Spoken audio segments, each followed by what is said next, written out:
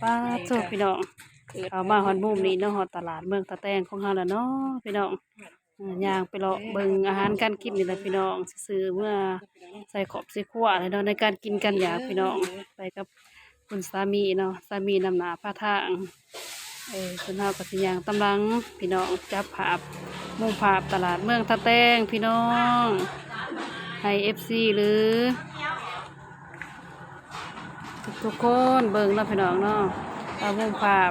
ตลาดเมืองตะแตงของเฮาสิเป็นจังไรเนาะพี่น้องเด้ย่างไปกับคุณสามีพี่น้องมีกบมีหยังหลายอย่างพี่น้องของกินของอยากเพิ่นมีหมักแตงมีหมักเบอร์มีหมักเลียงพี่น้องเฮ็ดค่ะเกินซื้อซอยแหน่ซื้อซอยแหน่เนาะแต่เช้านี้ยังเลาะเบิ่งก่อนพี่น้อง ก้าเสือกันหนาว มีเสือผาทำได้พี่น้องเด้อเสือผาอาพรพี่น้องใส่ยามหนาวเนาะเลาะไปออกไปเบิ่งแถวตลาดเขตนอกเนาะพี่น้องเนาะคือคิวรถไปตอนนี้ก็ช่วยเลยพี่น้องไปหอดตลาดเนาะหอดก็ช่วยเลยพี่น้องกับเตากับแล้วก็กับคนย่างก็ย่างเนาะพี่น้องเนาะ ข้าวสูตร ย่างห้าเลาะห้าเดียวอยู่มาคอยซื้อเนี่ยมีน้ำ โอ้ยก็อยากซื้อนี่แล้วแหละเบิ่งนี่คือข้าวเบิดแล้ว ปานกัน จังหน่อยสิย่างมาเด้อรอเบิ่งก่อน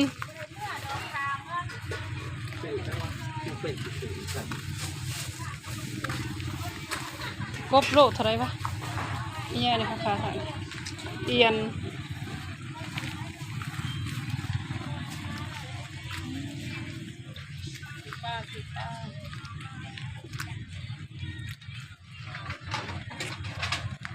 ปลา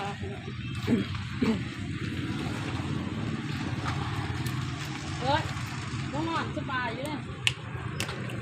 ไปซื้อซื้อยังไปเขาเบิ่งทางไหนเด้ที่จะสวยไปดอกกระเสากับประทัดเนาะไข่นี่ดิ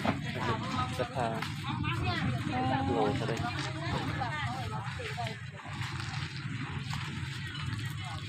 โลเท่าไรไข่นกกันนี่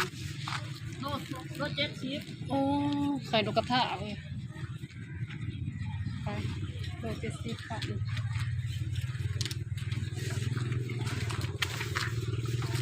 กับกบ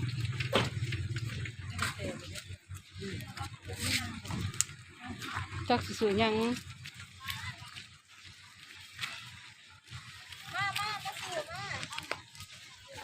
โอ้ยมีขาเพิ่น หอยตุ้ยเด้อหอยสุดที่รักได้หนินะ หอยสุดที่รักถ้าซื้อเรามาทัวจ้ะ ย่างหอยเอา2 มันหาบาท 2 มา5,000ป้าพี่น้อง จะได้เหรอ ที่ตลาดท่าแตงพี่น้อง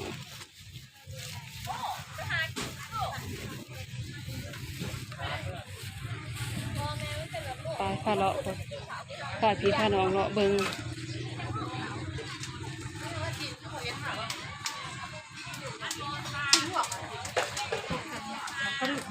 ไม่แซ่บบอกเขาบ่ได้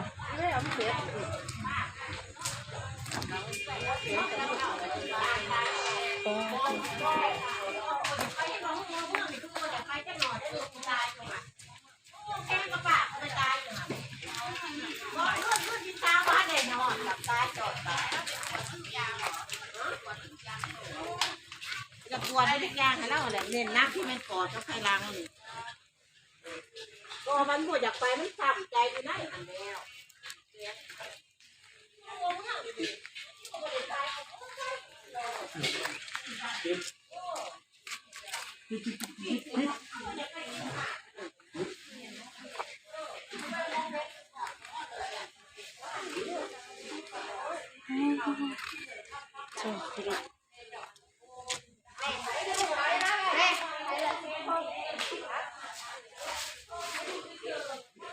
เขาเลิกเลยพี่น้องมาตอน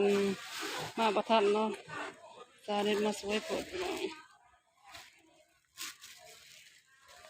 ว่าสิกลับหรือว่าไม่ใหญ่สิกลับหรือว่านี่มัดเท่าไร จักเล่นไข่แม่นางอ้อยแม่นาง เอาไม่นาง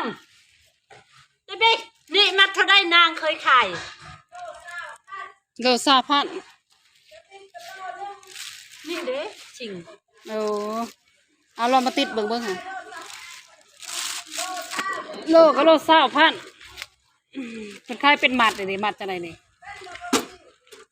เอาบะฮุกเป็นมัด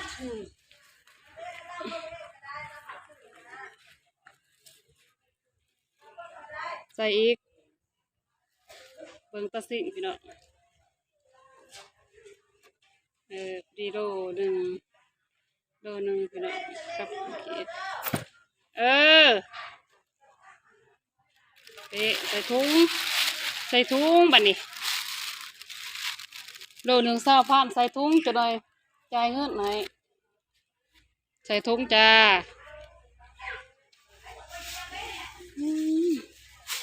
คอยแห้งเตรียมจะไปคือกัน ไปใส่ ลงชวน โอ้เกลือบ่ทันเลยเนาะเกลือบ่ทันไหมค่ะบ่มีหมากอ่อนไว้มะเขือนี่กันเลย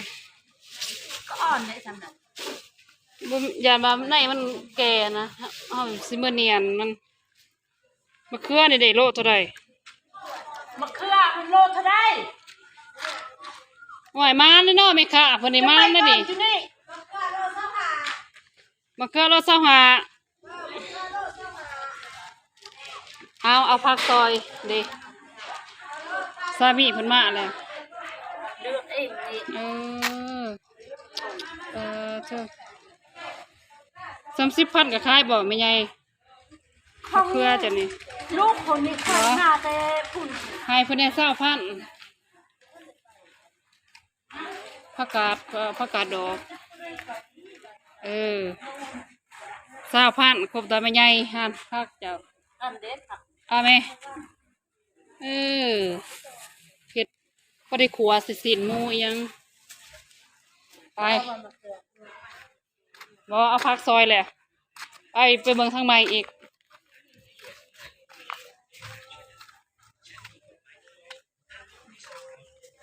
มันเคยใหญ่เลย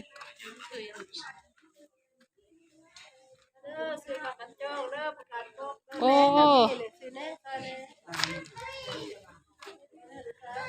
มีอยู่แบบเลยไปมาเลาะเบิ่งทางนี้พี่น้องโอ้ยตะบวนเป็นตะมินแท้เนาะเสียงเรียนี่คันบ่ซื้อก็บ่สร้างว่าแล้วเนาะ ไปเอาซอยคนนี้เอายังติเลยอันนี้ จะได้มะเขืออ่อนๆนี่ นี่จะมักจะนี่หันอ่อนๆมะเขืองาม 10,000เท่าไหร่โลเท่าไหร่มะเขือ 5,000 ฮะ มา โล25บ่ แสนทงนึง4 แสนละมะ โอ้ เขือ เอา10,000เอา 10 บาท ถ้าซอยแบน มะแป้งเด้ แตงมีอยู่ เอาใหญ่มันแม่นบ่เอาบ่เอาพริกเด้เอาไปผู้เอา พอมีอยู่ตอนนั้น เอาตัวใหญ่ มาสู่ซอยมีขาพ่อพี่น้อง ใครไม่ผักเนี่ยนับมา ตื่มให้เด้อลูกค้านี่ก็ได้ เติมต่ออ้าว10,000เอายัง 10,000บ่หั่น 10,000 เอาบ่ มีแล้วเอาแล้ว นี่ละบ่ แม่นจ่ายเด้อพี่น้อง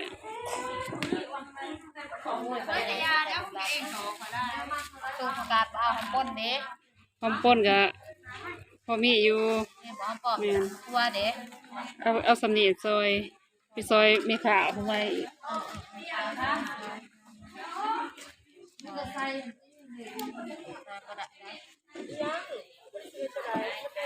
ตลาดท่าแป้งพี่น้อง